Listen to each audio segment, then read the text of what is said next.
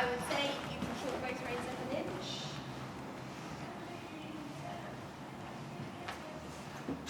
That's it. Yeah, so we'll come back to trot. Here, keep your hands there. Yeah, now we'll come back to the walk and just stop there. So keep your hands in those places. So.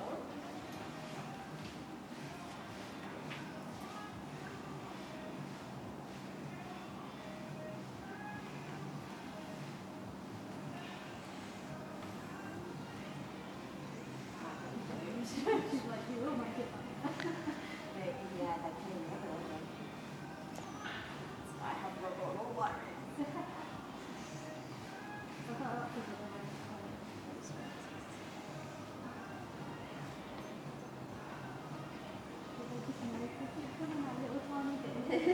You just let it go, a little tiny bit each time. So we want this in exactly the same place on this side. And then this is also quite a good indicator for your, you know that she's stiffer on the left. Basically, when you're going around on each rein, you want to always have a little bit of independent neck bend to the inside. Yeah? Just enough so you can see their inside eye. So, on the right, you'll find that will be easier. On the left, more difficult. And with your reins, what it would mean is, if you're going around on the right, you'd have your inside hand just above the tape, your outside hand just below the tape. That would mean she's looking a bit to the inside. Yeah? And then on the left, the same. So it'll also give you that measure, that you can look at the tape and see, is my inside hand above, my outside hand below. Yeah, and that sorts the neck bend out. Okay? So yeah, no, the tape is, I put it on myself every now and then when I've got a horse that's, I had one horse that would always have the neck too short. Yeah. And I'd be riding around because it was so light in the hand, I just, you know, I wouldn't feel like I was holding him. Just Dad would say, you know, he's got his neck in too short, he's behind the vertical. So I had to put the tape on to make sure I got the neck out enough. Oh. That was something new, I've never had to do that. Yeah. But it, you know, it worked because it made me conscious of it the whole time. Definitely. So, we'll pick up then, what we want to do is, we'll do the right canter again, and we'll do those circles again, with the outline more in the right place. And it's more so having, you know, that she's not too strung out on the right rein. But yeah, using the tape, making sure your inside hand is just above, your outside hand is just below, and getting her to do the work like that. Because that really at the moment is your measure. Yeah, if she can do all the movements in that outline, that's great. If she does all the movements but the outline's gone, then it's a bit of a waste of time. Okay. Yeah, you sort of have to say 5 minutes like this is much better than half an hour of the other.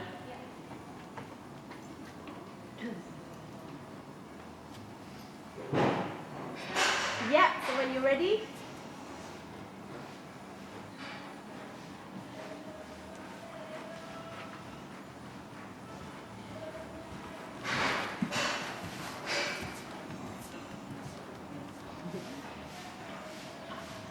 Work harder now. Yep.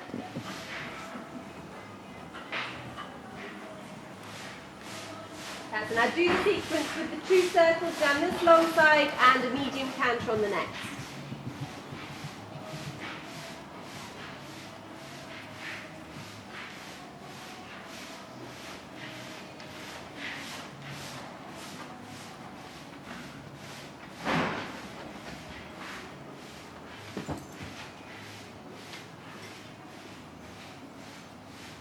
The resistance is there, but at least she's going. Yeah. She's trying, isn't she?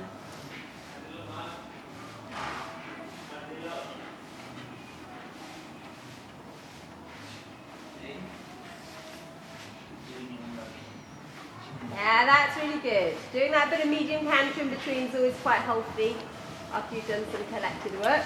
Good, so we'll come back to trot again. Well done. And it'll be a little bit more difficult, I think, on the left. So we'll go on to that side now. Now she's come round to it a bit. Yeah, I always tend to do that. Introduce the harder work on the easier rein. Yeah, and then you can. I'm gonna die now. Can't work anymore. Yeah, so you sort of have to see how you get on. You see, if you on the left rein put your hands in the right place on those reins, yeah, you're probably going to find she'll want to fall in a bit.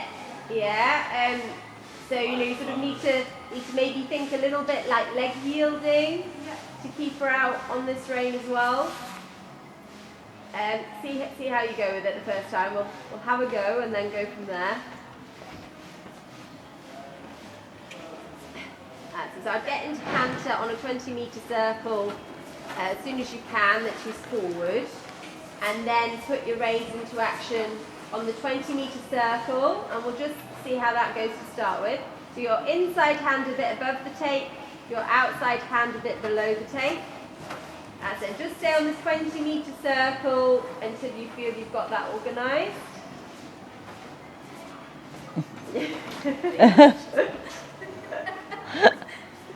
Yes, because she really does not like the left bend at all. Yeah, so putting this to her, she's thinking... I'm going to throw my dummy out the pram. So your challenge is to just ride a really good forward canter on this 20-metre circle, having your hands in the right place on those reins. That's all we'll do to start with. Yeah, you have to sort of build it up a bit on this rein because she finds it more difficult. Well done. So then if you ride a medium canter down the long side and do the 20-metre circle again at the top.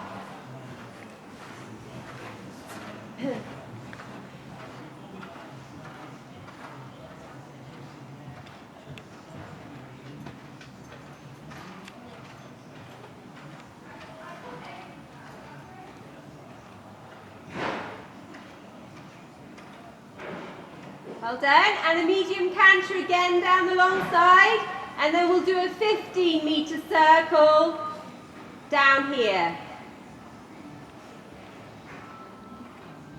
And making sure it's not too small, it wants to stay the right size. Well done. Yeah, this is coming much softer. Good. Really good. And we'll come back to trot again. Good. So I'll just give her a little stretch for a moment where you let her stretch out for a moment long and low, just as a little breather. Nice forward trot. And then she can have a walk break. Oh, she says, yeah. You should thank God for that. Yeah, I'd do that little bit of stretching just as a reward. Yeah. But not for too long, just literally maybe like one long side or something, yeah, that she doesn't basically go on her head again. It's just a bit of a reward for a minute after having had used her muscles like she's just done. But that was really pleasing. And you see how you go from the feedback from her. Yeah, she has an objection because she finds it difficult, so you say, okay, my plan was to do 15-metre circle, 10-metre circle, medium canter. But if that's obviously too difficult straight away on the left. The right, she's softer, she can manage it. The left, if you find your 20-metre circle is already a little bit reluctant, you can't possibly already think of going on and doing a 15 and a 10. Yeah, so you have to build it up. You sort of keep the same strategy that you're wanting to do circles and medium canter. And then you have to do the circles in order that she can do them. So 20 metre gets better, you can then slip a 15 metre in. 15 metres quite good, you can then try and do a 10. Yeah? And I think for today, on the left rein, that was plenty. Yeah, then when you go home, what I'd do is, I'd perhaps, because the left rein is a bit weaker, I'd perhaps, once you've warmed up, start on the left, so you can go onto the right rein in the middle, and then go back on the left. So you're doing twice as much work on the left with a break, and it should catch up. Yeah? But that's the basic work you want to be doing in the canter, is having your reins in the right place, and then doing that with figures and forwards and back. Yeah, she needs to just gymnasticize herself a bit with that, and getting that left rein to catch up a bit to the right.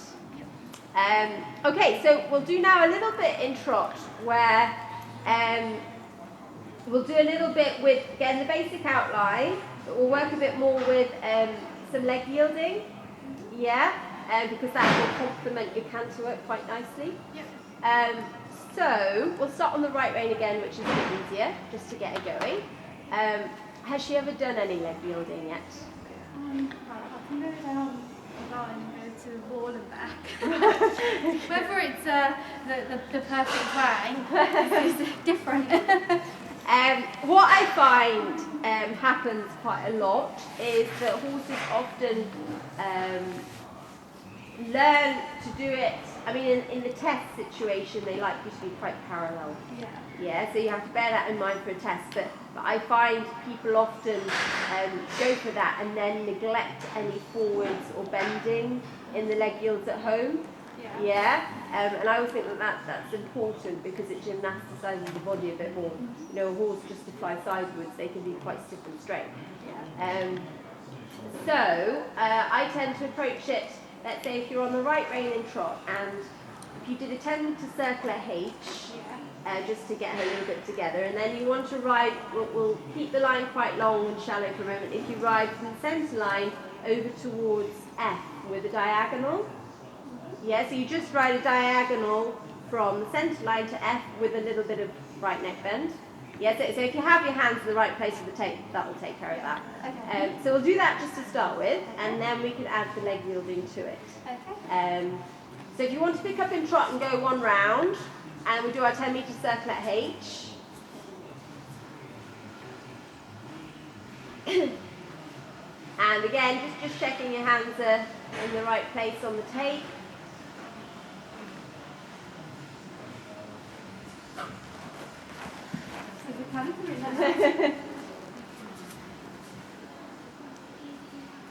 She will, that's why we did the canter first, because I think, you know, when you put a bit more pressure on them, the canter is easier. The trot, they often find a bit more difficult. Okay, so we'll just go straight on. If you ride her a little bit forward down the long side. I was listening to what you were saying. So go straight down the long side. Yeah, I think just to get her thinking forward if she's inclined to want to canter.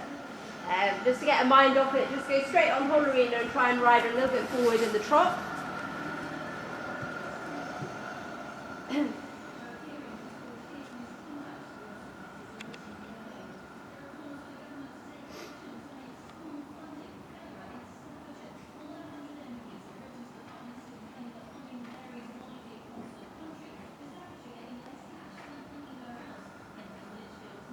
Yeah, that's really good.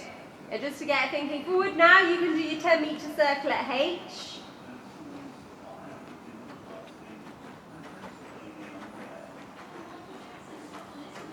And then we ride our diagonal line from the centre line to F. And just thinking again, nice and forward with your hands on the tape in the right way. That's it, forward, that's it. Just diagonal forward. Good.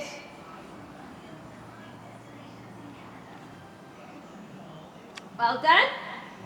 Okay, we'll change the rein on the diagonal.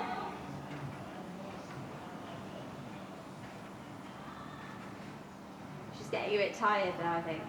Yeah. It's just hard. Okay, and we're going to do the same again this way. One whole round of the arena, really forward with your hands in the right place. Your inside hand a bit above, your outside hand a bit below the tape. Where it's amazing, you see, if you do the work quite concentrated, how you know, she does need to build up a bit. That's right, definitely. Quite challenging. And you want to, you know, you need to be fair to her to be consequent. So you can say, I want you to do this, but I'm fair at the same time. So that's right, yeah. Good, so we'll do a 10-metre circle now here in front of me.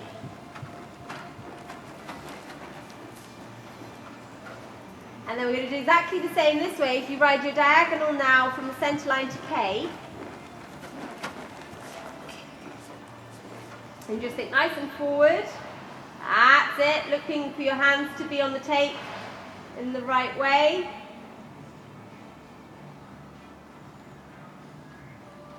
Well done. And we go straight on now.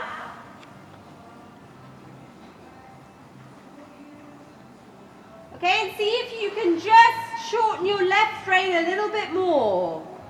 Yeah, you just want to feel that she brings her nose a bit more to the inside, because she's stiffer this way. You have to exaggerate it a little bit more.